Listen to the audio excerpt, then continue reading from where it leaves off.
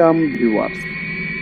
আজকে আমি আপনাদের সাথে যে ভয়ঙ্কর ঘটনাটা শেয়ার করব, এই ঘটনাটা একটা মাছ ধরতে গিয়ে ঘটনাটা ঘটছিল এবং একটা শ্মশানের মধ্যে ঘটনাটা ঘটে।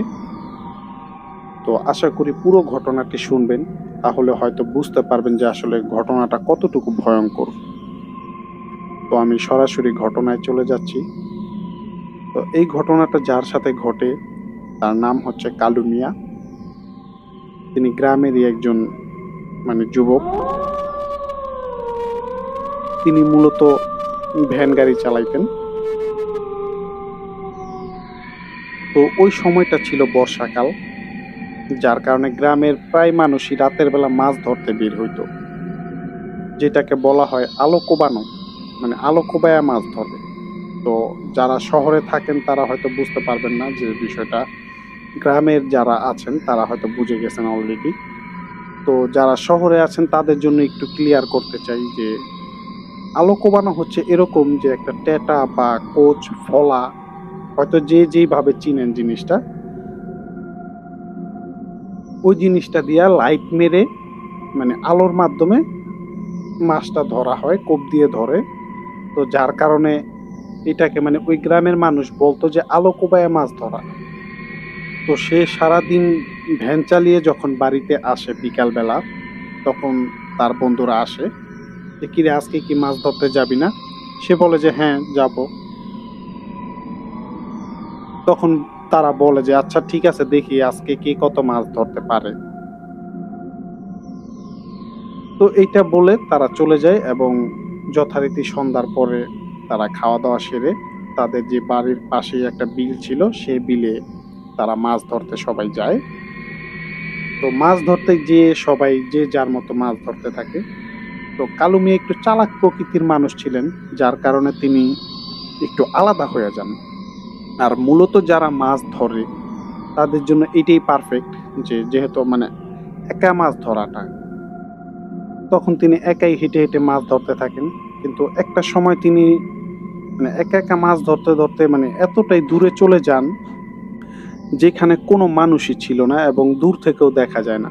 তো কালু মিয়া আশেপাশে তাকিয়ে দেখেন যে অনেক দূরে লাইট দেখা যায়। হয়তো এতটাই দূরে তিনি হয়তো ওইখান থেকে গলা ছেড়ে ডাকলেও হয়তো কেউ শুনবে না, এরকম একটা দূরত্ব তার মধ্যে হয়ে যায়। তো তিনি চিন্তা করেন যে যাক ভালোই হইলো। আর তিনিও মূলত একা মাছ ধরে মজা পাইতেছিলেন এবং তিনি মাছও অনেক বেশি পাইতেছিলেন। তো এমন একটা সময় সেই কালু মিয়া সিগারেট খাওয়ার নেশা হয় এবং তিনি একটা সিগারেট বের করেন। সিগারেটটা জ্বলাইতে যাবেন, তখন দেখেন যে তার কাছে লাইটার নাই।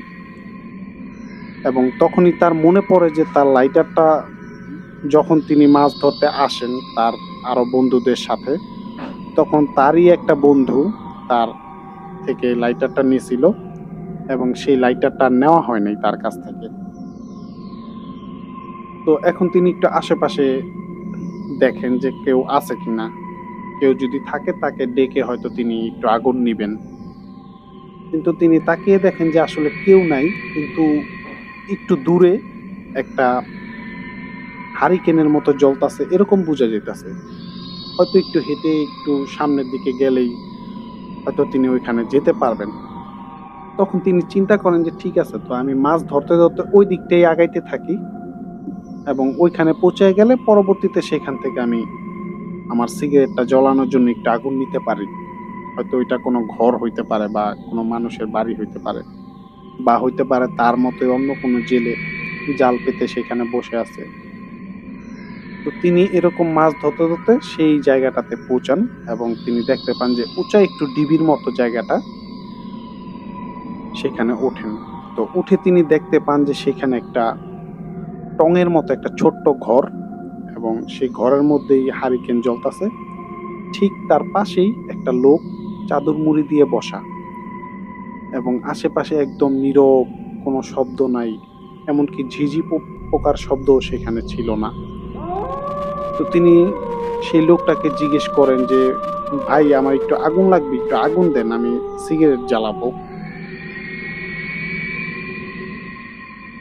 তো এই কথাটা বলার পরে সেই লোকটা সেখান থেকে উঠে তার যে টঙের মতো যে ঘরটা ছিল সেই ঘরের মধ্যে চলে যায় এবং কালু মিয়া একটু আশেপাশে দেখেন যে তিনি কোথায় আছেন, এই জন্য একটু আশেপাশে তাকান।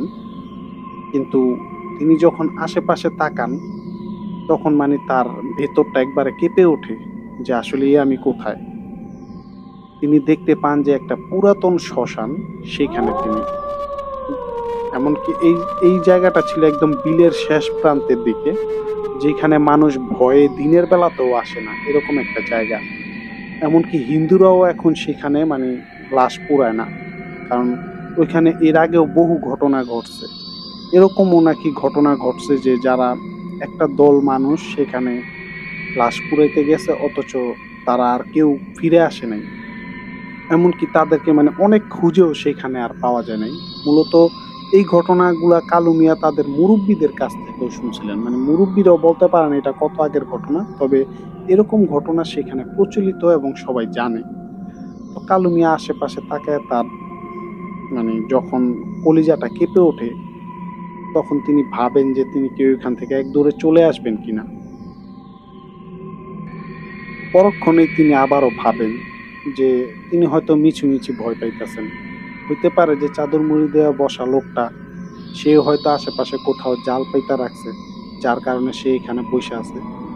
আর এটা যদি মানুষই না হয়, তাহলে এখানে হারিকেন আসবো কোথা থেকে? যে টিম টিম করে একটু আলো জ্বলতাছে, মানে দূর থেকে দেখে আসলাম। কিন্তু ওই লোকটা তো ঘরে গেছে তো গেছেই। অনেকক্ষণ দাঁড়ায় থাকার পরে কালু মিয়া একটু বিরক্তই হয়ে যান যে লোকটা এখনো কেন আসতেছে না। তো তিনি একটা কাজ করেন, সেই ঘরের দিকে একটু এগুতে থাকেন। কিন্তু তিনি যখন ঘরের দিকে যাচ্ছিলেন, একটু কাছে চইলা যান, তখন তিনি মানে কিছু খাইলে যেমন আপনার কুড়মুড় কুড়মুড় শব্দ করে যদি কেউ কিছু খায়, তখন যেই শব্দটা হয় সেম ওরকম একটা শব্দ তিনি পান। তো তিনি তারপর আগাইতে থাকেন। এগিয়ে তিনি সেই ঘরটার মধ্যে উঁকি দেন। তো যখনই তিনি ঘরটার মধ্যে উঁকি দেন, একটা সজোরে চিৎকার দিয়ে তিনি সেখানে অজ্ঞান হয়ে যান এবং তার ওই জায়গাটার কাছাকাছি তার কিছু বন্ধু ছিল যারা মাছ ধরতেছিল, তারা এই চিৎকারটা শুনে সেখানে যায় এবং যেয়ে দেখে যে সেই কালু মিয়া অজ্ঞান হয়ে পড়ে আছে এবং তাকে সেখান থেকে উদ্ধার করে এবং বাড়িতে নিয়ে আসে। তো পরবর্তীতে যখন তার জ্ঞান ফিরে, তিনি যে ঘটনাটা বলেন যে তিনি যখন সেই ঘরটার মধ্যে উঁকি দেন, তিনি দেখতে পান যে সেখানে একজন মানুষ না, সেখানে ৪-৫টা মানুষ একসাথে একটা লাশ খাচ্ছে ছিঁড়ে ছিঁড়ে, এবং লাশটা প্রায় অর্ধেকের মতো খাওয়া হয়ে গেছে। আর এখানে সবচেয়ে ভয়ঙ্কর বিষয় হইতাছে যে ওই লাশটা আর কারো ছিল না, ওই লাশটা মানে আমার নিজের, মানে কালু মিয়া এই কথাটা বলে। তো এই কথা শুনে মানে গ্রামের সবাই ভয় পেয়ে যায় যারা এই ঘটনাটা শুনে। তার কিছুদিন পরে সেই কালু মিয়া মানে কোনো কারণ ছাড়াই মারা যায় এবং মারা যাওয়ার পরে তাকে সেই ইসলামিক নিয়ম অনুযায়ী তাকে দাফন করা হয়। তো দাফন করার পরের দিন সেখানে মানে লাশটা চুরি হয়ে গেছে। মূলত চুরির কথাটা এই জন্যই বললাম যে শিয়াল যদি লাশটাকে মানে বের করে নিত, তাহলে শিয়াল কিন্তু মানে গর্ত করে তারপর লাশটা বের করতো। কিন্তু ওই লাশটা মানে এমনভাবে কবর থেকে উঠানো ছিল যে বাঁশ বুশ সবকিছু মানে সরানো সরানো হয়েছে, তারপরে সেই লাশটাকে মানে উঠায় কেউ নিয়ে গেছে এরকম বোঝা যাচ্ছিল। তো তাকে আশেপাশে সব জায়গায় খুঁজতে থাকে, কিন্তু কোথাও তাকে পাওয়া যায় না যে তার লাশটা। পরবর্তীতে কালু মিয়ার স্ত্রী তার স্বামীর বলা সেই কথাটাকে ফলো করে এবং সেই শ্মশানের দিকে কিছু লোকজন নিয়ে সবাই যায়। কিন্তু সবাই গিয়ে সেই লাশটাকে সেখানেই পায় এবং কালু মিয়ার লাশটাকে দেখে মানে প্রত্যেকটা মানুষ সেখানে ভয়ে আঁতকে ওঠে যে সেই কালু মিয়া মানে প্রায় অর্ধেক খাওয়া অবস্থায় সেখানে পড়ে আছে। তারপর থেকে মানে আর কেউ কখনো সেখানে মাছ ধরতে যায় নাই, এবং যদিও কোনো মানুষ সেখানে গেছে, তারাও সেম জিনিসটা খেয়াল করেন যে সেই অনেক দূরে একটা ছোট্ট একটা টঙের মতো ঘর, সেখানে একটা হারিকেনের মতো বাতি আলো টিমটিম করে জ্বলে এবং সেই ঘরটার পাশেই একটা চাদর মুড়ি দিয়ে একটা লোক বসে থাকে। এটা অনেক মানুষ এটা খেয়াল করছে, দূরের থেকে দেখতে পারছেন। সো ভিউয়ার্স, এই ছিল ঘটনা। তো ঘটনাটা যদি আপনাদের ভালো লেগে থাকে তাহলে লাইক, কমেন্ট ও শেয়ার করুন এবং আমাদের কালো আত্মা ইউটিউব চ্যানেলটি সাবস্ক্রাইব করতে ভুলবেন না। পাশাপাশি আপনি যদি ফেসবুক থেকে দেখে থাকেন আমাদের এই ঘটনাগুলো, তাহলে আমাদের পেজটি একটা ফলো দিয়ে রাখবেন। সো ধন্যবাদ, ভালো থাকবেন।